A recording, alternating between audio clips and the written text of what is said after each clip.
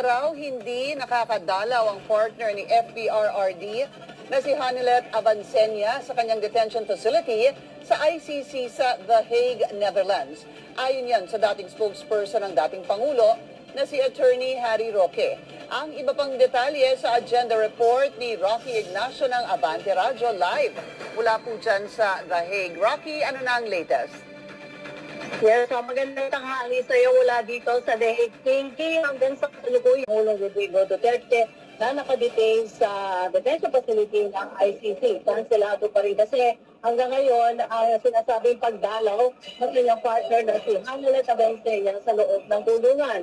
So harap na rin ito ng report na di umano'y nabanggit ni dating Pangulong Duterte na dapat ay umuwi na si dating presidential spokesperson Harry Roque sa Pilipinas at harapin ang kanyang kaso. Narito ang report. Mahigit 140 araw simula nang dalhin at i-detain si dating Pangulong Rodrigo Duterte sa ICC Detention Facility, kabilang si Hanilet Avancenia sa pinayagang makadalaw sa dating Pangulo. Kaya ganun na lamang ang gulat ni Hanilet na kanselado ang kanyang pagbisita.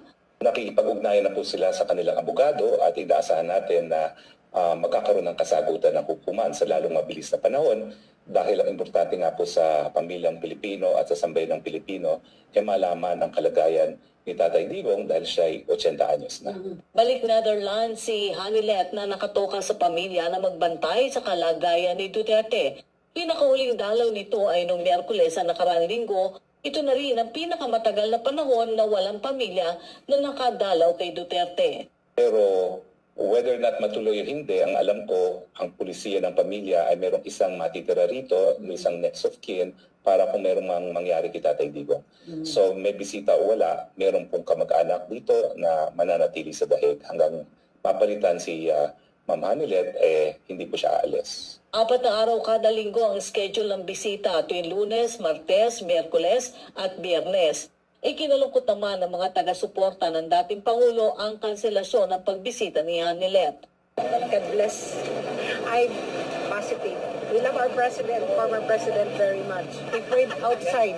Sa harap ng kanselasyon ng pagbisita ni Hanilet sa kulungan, lumabas naman ang report na nais umano ni dating Pangulong Duterte na umalis na sa The Hague si Roque at harapin ang kaso sa Pilipinas. Well, unang-una po, nagtataka ako na nabanggit yan ni Mr. Kaufman kasi sinabi ni Pongpulong, wika daw ni Tatay Digong, pag siya makalabas, akong unang-unang taong hanapin niya.